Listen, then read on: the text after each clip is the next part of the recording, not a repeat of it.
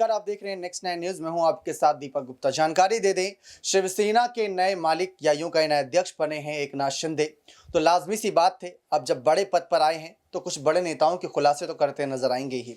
शिवसेना के अध्यक्ष बनते ही सबसे पहले तो उन्होंने बाला साहब ठाकरे को नमन किया था। आप सब अच्छी तरीके से जानते हैं कि बाला साहब, आनंद दिघे, इन सबको बहुत मानते हैं एकनाथ शिंदे।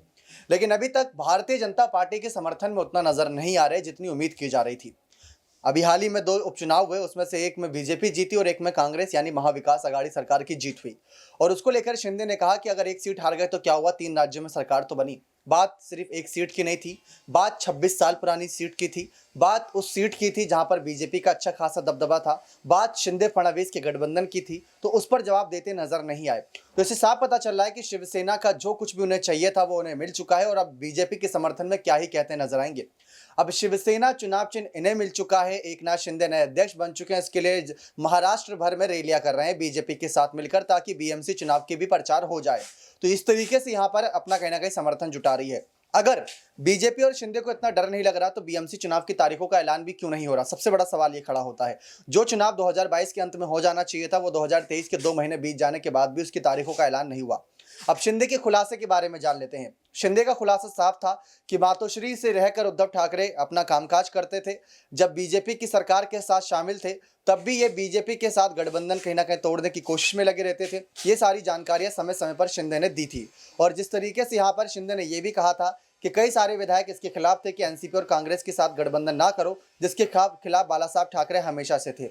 तो भारतीय जनता पार्टी के समर्थन में आने के पीछे की वजह भी शिंदे ने साफ कही थी कि यह एकमात्र ऐसी पार्टी है जो अभी हिंदुत्व और तमाम बड़े चेहरों को साथ लेकर चलती है। इस पार्टी में काम होता है, ना कि काम चोरी। उन्होंने साफ मातोश्री पर निशाना साधते हुए ये कहा था कि उद्धव ठाकरे मातोश्री से फेसबुक लाइव के जरिए हमारे सबके साथ वर्षा बंगलों में जुड़ते थे। जब बैठक होती थी तब भी उसके चाय पानी का खर्चा 40 लाख आया था। तो ये सारे खुलासे एकनाथ शिंदे करते नजर आ रहे हैं। और यही सच्चाइयां बीजेपी से भी जुड़ी हैं कि भारतीय जनता पार्टी भी कैसे सरकार चलाती है महाराष्ट्र में।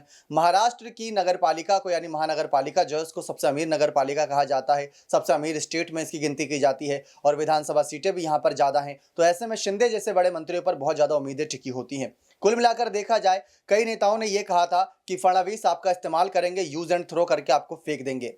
कई नेता तो ये भी खुलासे करते नजर आए थे, कुछ सूत्र ये कहते नजर आए थे कि फडणवीस चाहते ही नहीं थे कि शिवसेना कभी भी एकनाथ शिंदे को मिले, क्योंकि अगर उन्हें शिवसेना मिल गई तो वो भी आने वाले वक्त में उद्धव ठाकरे की तरह फैसले ले सकते हैं सत्ता की लालच में। ये हर किसी के साथ होता है, कोई नई पुरानी बात नहीं है। एकमात्र राज ठाकरे ऐसे नेता है जिन्होंने सत्ता की लालच में अभी तक कोई राजनीतिक पद हासिल नहीं किया है। ठीक उसी तरीके से यहाँ पर तमाम बातें भी निकलकर सामने आई थी शिंदे की भी। अब शिंदे जिस तरीके से फडणवीस के समर्थन में अभी नजर आ रहे हैं, लेकिन देखते हैं क्या आगे भी उनके कदम फडणवीस के समर्थन में रहते हैं। बने रहे चैनल के साथ ऐसी और तमाम जानकारियों के लिए बहुत बहुत धन्यवाद।